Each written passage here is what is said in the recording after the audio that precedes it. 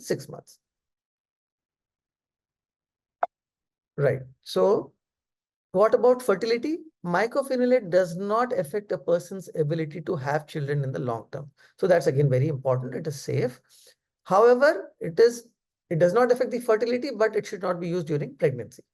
And risk of infection, just like any immunosuppressive drug, there is a risk of infection. So one should be informed about that, and one must try to avoid contact with people who have common cold, flu. And if you get any infection or persistent fever, hold it and tell your doctor straight away.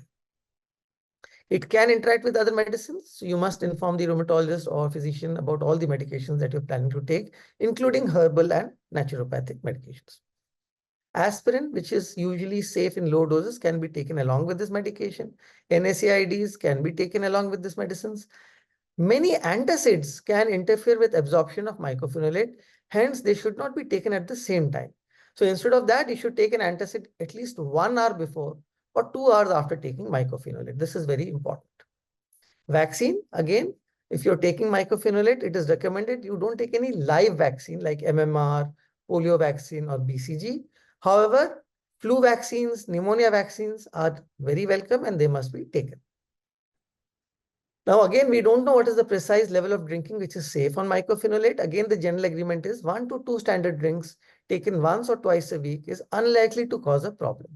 And usually more than 4 standard drinks on one occasion is usually not advisable. Surgery, it is not very clear whether continuing this during surgery causes any increased risk of infection or wound healing. So ideally, inform your doctor before planning any surgery. Normally, if the disease is active and for some reason some surgery has to be done, it can be continued. There's no problem. But if everything is stable and we can withhold it for a week, then we usually withhold it for a week before and then start after surgery. Again, though it does not affect fertility, but it should not be taken during pregnancy. So it must be stopped 6 weeks before you're planning. And if you're pregnant and considering having a child, you must discuss with your doctor before starting this medicine. And sometimes they perform a pregnancy test, especially if you're having the menstrual cycle has been missed, just to be sure that not pregnant. So again, 6 weeks, you must stop before conceiving. Sometimes it is important to remember that mycophenolate may reduce the blood levels of some oral contraceptives. It is not known if they decrease their effectiveness, but it is usually recommended that some other form of birth control is used while taking mycophenolate. So OC pills sometimes may not be very effective with mycophenolate. Again, breastfeeding should not be done because it may pass on to the breast milk. Contraception in men taking mycophenolate, again, the available evidence does not indicate any increased risk of malformation or miscarriage. So fathers taking mycophenolate, usually there is no issue. Very rarely in certain people, mainly the Australians, they have seen that with prolonged exposure to sunlight, certain skin cancers have very rarely occurred. So it is recommended for a yearly skin check, but then that's extremely rare in our population. We don't see any skin involvement as such. The tablets must be stored at room temperature.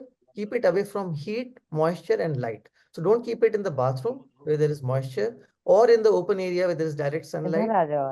So keep it in your cupboard where it is in a dark and cool place. The third medicine is injection, which is rituximab. Again, you can see rituximab in the red.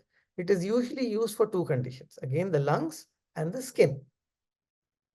So it is usually available in an injectable form. So again, there were some studies which showed the effect on the skin, and you can see with rituximab how the skin improved, the skin tightening reduced. And not only the skin tightening, but the change was also very significant. And along with that, you find that on the lung side also, there was a steady improvement in the lung in rituximab treated patients in both functional vital capacities. Recently, there was a trial of rituximab versus IV cyclophosphamide in the UK, known as the recital study. And in this study, as you can see, scleroderma formed a bulk of the patients. There were around 40% of patients in both the groups, cyclophosphamide and rituximab. And when you see the change in lung capacity, you see a significant improvement with both cyclophosphamide and rituximab. So it's important to see, just like MMF, rituximab and cyclophosphamide also equally well. However, again, when it comes to safety, rituximab is probably more safer than cyclophosphamide. B cells are white blood cells which normally produce antibodies, and these antibodies help protect the body from infections. And in scleroderma, these B cells are defective and they start producing antibodies which can harm the cell. By temporarily removing the harmful B cells, rituximab can reduce inflammation, reduce the symptoms, improve the joint, improve the skin, improve the lungs. So it removes rarely some good B cells also, but they usually return some months after treatment. So the improvement after rituximab may take a number of weeks. Normally the benefit is seen by 3 months. So it takes some time. And again, it is given usually the disease is active and if the standard treatments have been unsuccessful. Usually reserved after say MMF has failed or methotrexate has failed, then only rituximab is given. Usually preferred not to be given as a first line agent because MMF is any day a first line agent for the skin and for the lungs. And if there's only mild skin involvement, then methotrexate is much more preferable. And again, it has to be continued only and only once the doctor is assessing the skin conditions or the lung conditions. Again, we require to see the blood tests because the B cells can drop, the white cell counts have to be seen. Though LFT and all, it is very safe. But however, repeated checks of the blood tests also to rule out any infection if it is happening is ideally advised. Now, it is usually given as a drip or infusion into the vein. The infusion normally lasts for a few hours. The first infusion normally we have to have to monitor the first infusion the first time. Otherwise, usually after the first infusion, subsequent infusions are not a problem. So usually after the infusion is over, you can stay for half an hour or 1 hour and just see that there is no major side effects. And to prevent any side effects, normally before the injection, we give some pre-medication with anti-allergic medications like Avil, paracetamol, and some steroids are given to prevent any side effects. Recently, also one study has shown that giving Monter is also prevents side effects of rituximab. Again, the course is usually 2 doses, 2 weeks apart, or sometimes it is given weekly for 4 weeks. Now, there are different dosing regimes, and people have found that both the regimes are equally effective. We use usually 1 gram every 15 days because of less chances of infections. Now, it can be used with other medications like methotrexate sometimes. It can be combined with that. It can be combined with steroids. It can be combined with anti-inflammatory medications and pain medications like paracetamol. It usually should not be combined with other biologicals. Or, for example, if one is taking tofacitinib, it should not be given within 2 weeks of tofa, 4 weeks of treatment of Enbrel, or 8 weeks of receiving infliximab or adalimumab or tocilizumab. So if you're receiving any other biologicals, usually you should not combine and should wait for a washout period. Again, the treatment is repeated every 6 months and you need to do the blood test every 3 to 4 months. Most common side effect sometimes is during infusion. One has to check the blood pressure. If there's a slight drop, then we just stop and again restart the infusion at a lower rate, and that usually takes care. During infusion, sometimes there can be fever, chills, fatigue, tongue swelling, itching, flushing. Again, these are minor symptoms. Usually they don't happen because we give steroids and Avil as pre-medication. If rarely it happens, the infusion is stopped. We wait for some time. And then once it settles, we restart at a lower rate of infusion, and then it is usually well tolerated. Now, headache, cough, and some discomfort in the stomach may occur. Infections can occur, but they are very unusual, and usually because rituximab takes at least 3 months to start acting. So the infections that happen due to rituximab would usually happen after 2 months. Allergies, if there is any allergy with any other medication, must be informed because though rituximab is a different biological agent, but sometimes there may be cross-reactivity. And once you're taking repeated infusions, sometimes the antibodies are decreased temporarily and the risk of infections may be high. The only serious infection that very rarely happens is in the brain of a virus called PML. But this is more in SLE and rheumatoid arthritis, usually not seen in scleroderma patients.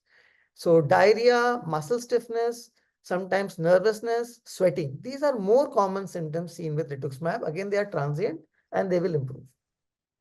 Now, if there is any active infection, then we wait till the infection is treated successfully and only then give rituximab. It should not be given if there is an active or untreated HIV or hepatitis B infection, and hepatitis C or controlled infection. If that is there, then it is okay. So blood tests, basically screening for tuberculosis, hepatitis B and C, and a chest X-ray is usually done as a pre-screening tool. And sometimes you can only do a hepatitis B, C, and TB screening.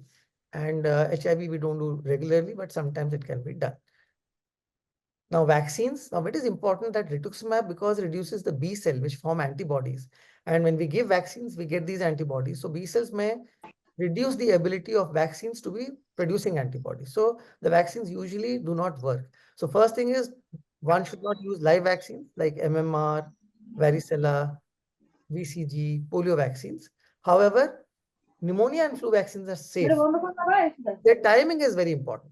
So immediately after taking rituximab, because it is removing the antibody forming B cells, the vaccinations are usually less effective for several months after the course. So hence, the vaccination is planned usually after 4 or 5 months of rituximab, just 1 or 2 months before the next dose. Surgery, again, rituximab treatment may be delayed if surgery is planned. Infusions can be recommended as long as wound healing has taken place. So once there is wound healing and no sign of infection, the injection can be restarted. Now, usually enough information is not there about the side effects of rituximab on unborn baby. So hence, at present, it is usually not recommended in pregnancy. And also breastfeeding, we do not know whether it passes into the breast milk or not. So better not to have rituximab while breastfeeding. And if you do have a baby and have had rituximab in the preceding 6 months, it is recommended that the baby will avoid live vaccines for the first 6 months. The third drug is cyclophosphamide, and this was the initial drug which was used.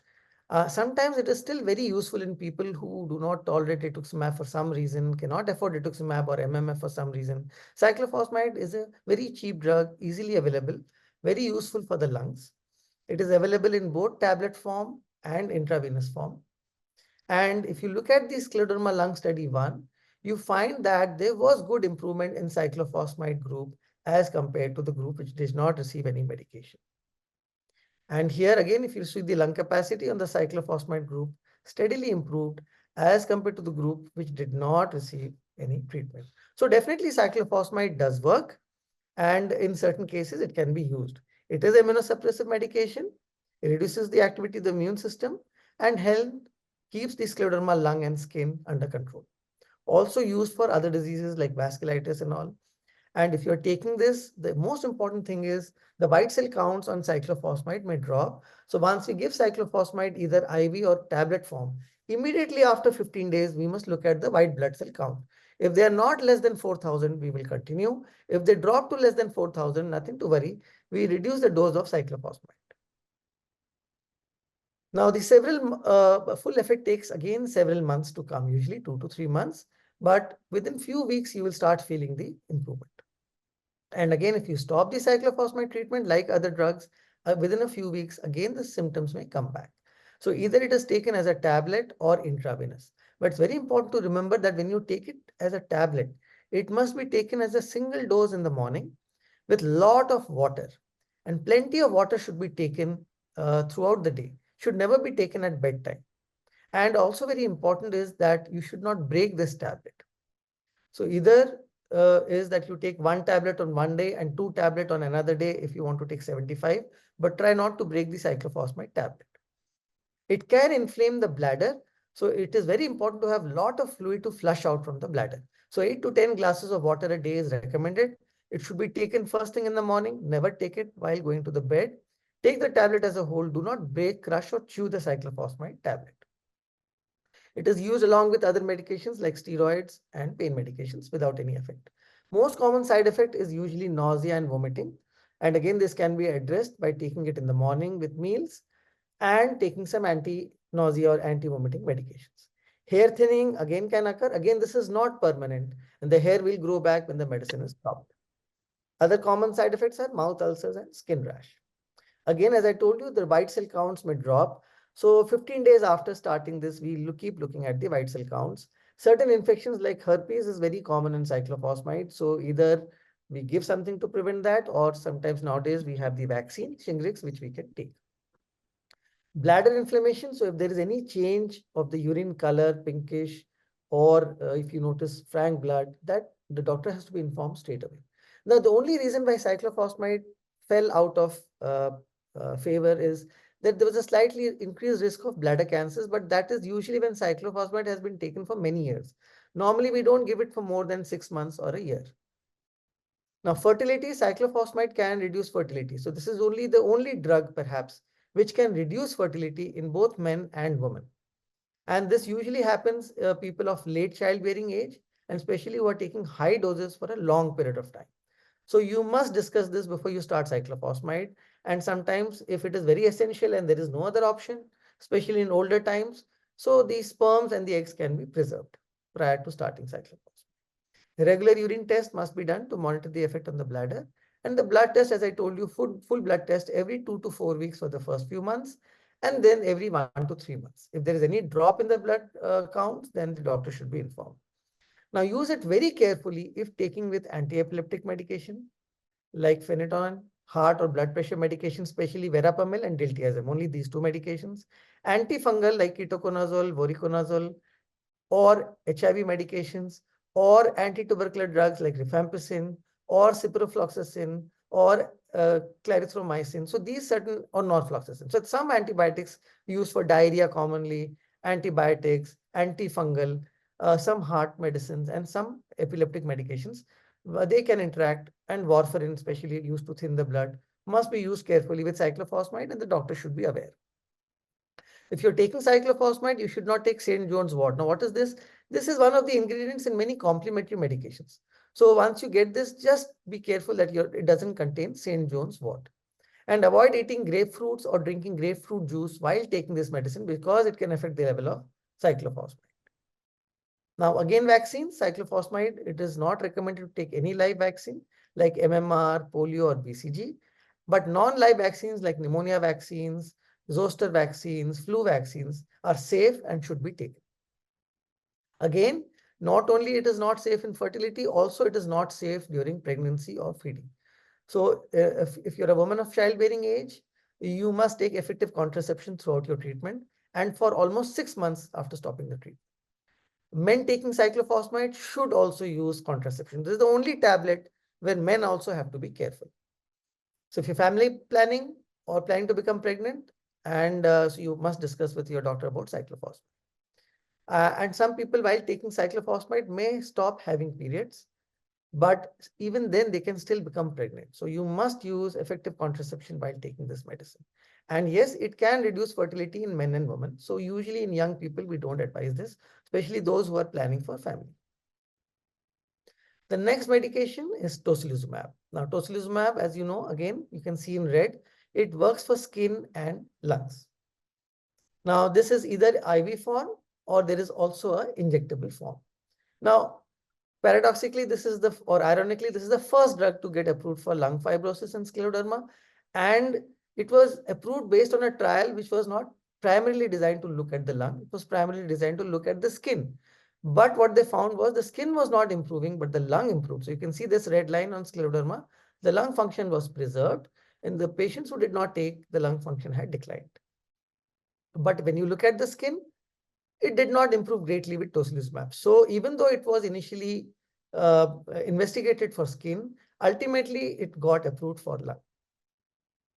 So the biological name, the brand name is Actimra, and the biological name is tocilizumab. Again, it's a biological drug. What are biological drugs? They block natural substances called as cytokines, which are found in high amounts in the bloods and joints and skin of people with scleroderma. So these substances, they cause inflammation, they can cause swelling, stiffness, joint involvement, lung involvement, and that can be stopped. So tocilizumab blocks a cytokine which is called as interleukin-6, and this cytokine has been found in the lungs, and blocking this has helped to reduce the lung inflammation. You may also notice some relief in the joint pain and swelling if that is there associated. Usually the drug takes time to act, and by the first 8 weeks of treatment, you will start seeing the effect. And the effect will wear off again if we don't take it within a few weeks. Now, this is usually given again if the disease is active, if older treatments have not worked, but sometimes in very early lung involvement, especially if the CRP is very high. In those cases, tocilizumab can be given, and it usually, as you have seen, is very useful in the lungs. But especially if the CRP is high, it will work very well. Because high CRP is an indirect marker of high interleukin-6, IL-6. So high CRP means high IL-6, and high IL-6 means tocilizumab will block that and reduce it and improve. And again, Usually the blood tests are done because rarely it can cause a drop in the platelets, very rarely drop in the white cell counts. Again, it is either given as an infusion, I showed you, into the vein, or as a subcutaneous injection in the thigh or belly. And they're usually given every 4 weekly. The injections can be given 2 weekly also. And the infusion takes hardly an hour and usually don't have any side effects. And the infusion dose, IV dose, is according to the body weight, whereas the skin dose is usually 162 milligram fixed. Again, it can be used safely with methotrexate and steroids and other medications, no problem. During the drip, side effects can be seen, but it is very rare with tocilizumab. Again, we usually give steroids and anti-allergic medications and paracetamol to prevent that. And sometimes post-injection, there may be some local skin reaction like redness and itching. Inform your rheumatologist. If that happens, then we can take some local anti-allergic. Other common side effects, mild, are like headache, some tummy discomfort, some rashes and itching. Again, usually mild, and you do not usually need to stop the treatment for this. Liver enzymes, usually they don't affect, but less than half of the patients. Sometimes it can cause a raise in liver enzymes, but they usually return to normal in most patients. So you need not worry about that. But what is important with tocilizumab is that the cholesterol may go up. So long-term effect is uncertain, especially in rheumatoid arthritis, in scleroderma, even in lupus. But if the levels are not returning to normal, then you must stop. Now, they may affect the immune system. They may cause mild infections like cold, running nose, sinusitis. But usually they are mild and need not stop the treatment. Drop in platelets and white cell counts are very, very rare. But still, they need to be monitored because very rarely they may happen. Serious infections are common. So, and the important thing about tocilizumab is it can mask fever. So if you develop infection while on tocilizumab, you may not have fever. So that is why body temperature is not an important or is not a good marker of infection. So any cough, any other discomfort that you're feeling, even if you don't have fever, while you're taking tocilizumab, you must consult the doctor that this may be infection. Even though I'm not having fever, tocilizumab can mask my or just mask the fever. So once I am on tocilizumab, even if there is no fever, any other discomfort in the body like burning urine, cough, shortness of breath, one must immediately consult the doctor. Again, TB can be rarely seen, so TB screening is required. Perforation of the stomach, which is again very, very rare in tocilizumab, but has been reported. So any stomach-related issue while taking this injection, again report to the doctor. If there is a serious infection requiring hospitalization, we just stop it and restart once the injection is gone. Again, vaccines, you must avoid live vaccines like MMR and polio. But again, you can safely take most of the flu vaccines, pneumonia. So all vaccines are safe with most of the medications except rituximab, where you have to wait for 4 to 5 months. Only then you take that. And shingles sometimes does happen very commonly on tocilizumab. So Shingrix, again, which is a non-live vaccine, killed vaccine, is very safe and can be given along with most of these medications. Again, there is limited information about the possible effects of tocilizumab on the unborn baby, and hence usually we have to discuss with the rheumatologist, and usually they would not recommend this during pregnancy or breastfeeding because of lack of information. So these are the main drugs which are used as the immunomodulatory drugs. Then we come to the new category of drugs, which are the antifibrotics. How do they work? So these are small cells called as fibroblasts. And whenever there is a site of injury in the skin or the lung, these fibroblasts go in. And with the help of these signals called growth factors, they trigger off or change to specialized cells called as myofibroblasts. And these myofibroblasts are different from fibroblasts in the sense they are activated cells, and they start depositing fibrosis material in the lungs and the skin. So what these two drugs do, pirfenidone and nintedanib, they inhibit these factors, these growth factors required for activation of the fibroblast. So we know that nintedanib, which is an antifibrotic, and when we look at the census trial, which was the major trial, and a lot of scleroderma patients were in that trial, you find that it led to a significant improvement in the lung. But what is important is to see that this improvement starts to come only after 24 weeks. So it takes almost 6 months, and then the longer one is taking nintedanib, the better is the improvement, going up to 52 weeks. So almost 4.5 to 5 years.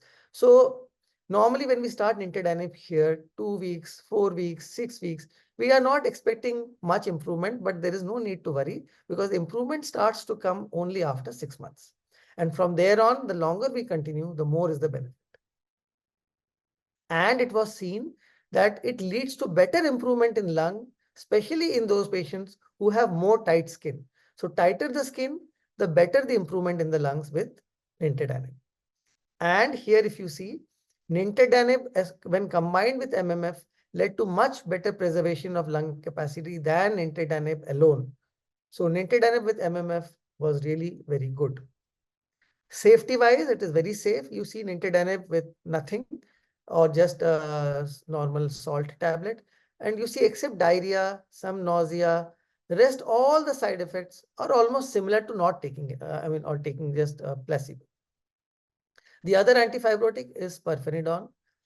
Again, you see that it does reduce fibrosis, and you see this green, and you see the improvement compared to not taking any drug. So this is the follow-up. And again, let's look at the tolerability. So again, we see that the tolerated dose, 70% do tolerate, but then again, 10 to 20% of people of various ILDs do not tolerate pirfenidone very well. And it has been seen that almost 94% of the people can take only 1200 milligram per day, and only 6% can go up to 1500 or 1600 milligram, which is the recommended dose. In connective tissue ILDs also, 50% of the people only can tolerate the high dose, 25% only 900, 25% only 1200. But it is important to remember that despite this, all these doses, if you just continue with even 900 or 1200, it still works. And when you compare pirfenidone with nintedanib, there is not much difference in both the drugs when it comes to lung capacity. Both the drugs are equally well. Diffusion capacity, both the lungs are equally well. Total lung capacity, both drugs are equally well in preserving. So both the drugs are as good. And there was a study called the Scleroderma SLS3. Now this happened during COVID. And because of the COVID, there was problem in recruiting patients. And that's why could not be very well completed. But they did show that mycophenolate plus pirfenidone, just like mycophenolate with nifedipine, if combined early in the red, led to a very increasingly good improvement early on in the disease. Though at the end of 6 months, they couldn't show that was sustained, but they still found that combination with pirfenidone. So usually an immunomodulatory drug and an antifibrotic drugs have worked very well. And I personally feel because antifibrotics are very safe, they don't have any effects on, very rarely the LFTs may go up or diarrhea or nausea. Other than that, they have no major side effects on the immune system or something. So combining them is always the best chance because we don't wait for the lung to deteriorate and then add another drug. So I'm one of those persons who believes in trying to preserve the lung upfront and trying to combine upfront. So to conclude, friends, as you have seen, so medications depend on the manifestations. When we have Raynaud's, we couldn't cover that. We use usually nifedipine and calcium channel blockers. We use these tadalafils and sildenafils and ambrisentan and bosentan for Raynaud's and ulcers. Once there is pulmonary hypertension, again the same vasodilators which you are using for Raynaud's and ulcers, they help. In skin, we have seen rituximab, we have seen methotrexate for mild disease, mycophenolate, tocilizumab has not worked. Hematopoietic stem cell transplant, and I'll tell you something very interesting or very exciting after this. And then you have the lung, where we again use rituximab, mycophenolate, cyclophosphamide, and antifibrotics like nintedanib.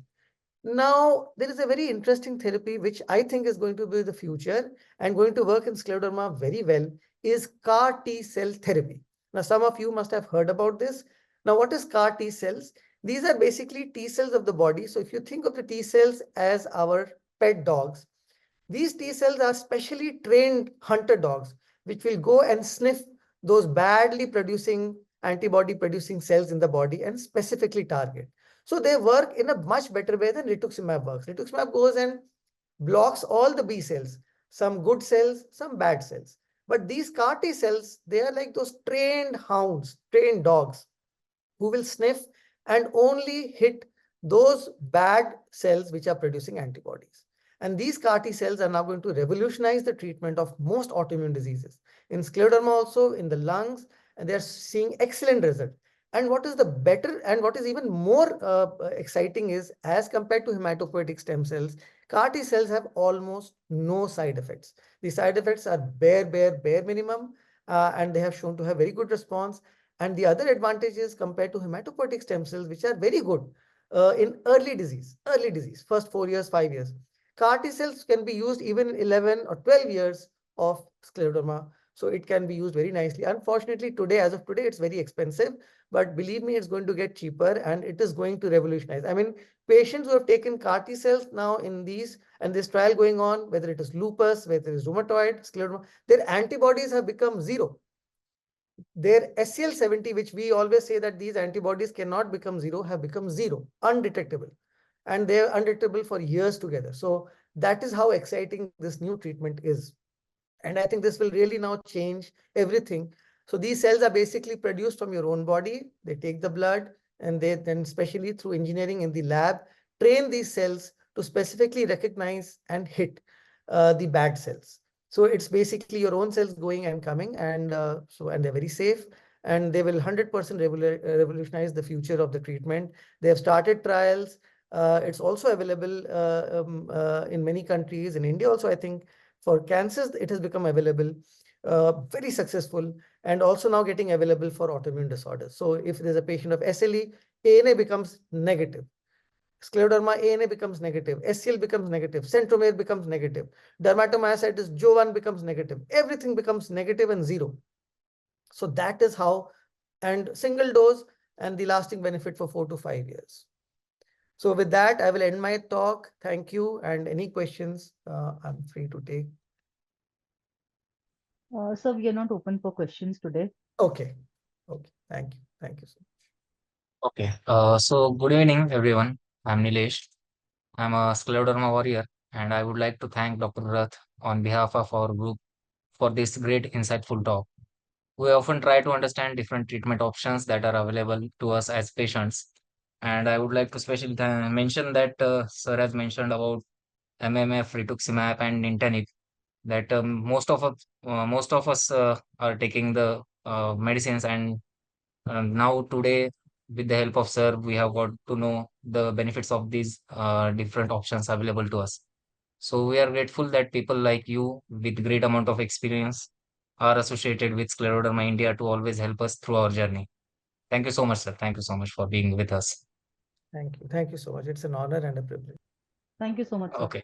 Nilesh, once again, Dr. Dinesh Khanna, would you like to go in first? Yeah, I'm happy to do that.